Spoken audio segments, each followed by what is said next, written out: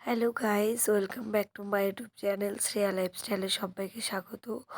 তো যা গরম পড়েছে না, মানুষের নাজেহাল অবস্থা। তার মধ্যে আমার খুব ঠান্ডা লেগেছে।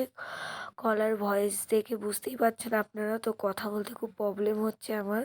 তাও আমি কথা বলার চেষ্টা করছি। তো ঘুম থেকে উঠে গেছি আমি, তখন 9টা বাজে।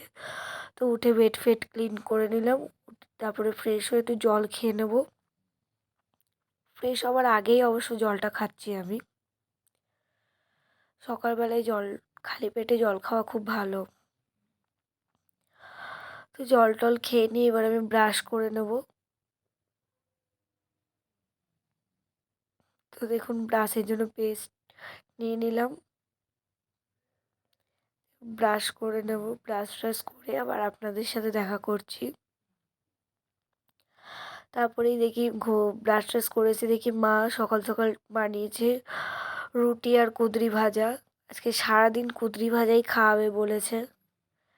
তো তাই এখন কুঁদরি ভাজা দিয়ে যে খেয়ে নিচ্ছি রুটিটা।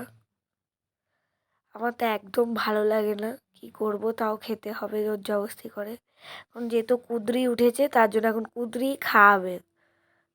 কুঁদরি ভাজা আর কুঁদরি ভাজা।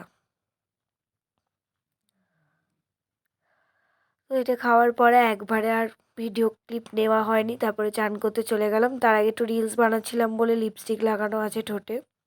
তারপরে যে ভাত নিয়ে নিয়েছি, এখানে ভেন্ডি সেদ্ধ, কুঁদরি সেদ্ধ, করলা সেদ্ধ দিয়ে আজকে ভাত খেয়েছি, খুব টেস্টি। তারপরে রাত্রে আবার করেছে রুটি আর কুঁদরি ভাজা। মানে কুঁদরি খাবেই আজকে জীবনটা শেষ আমার।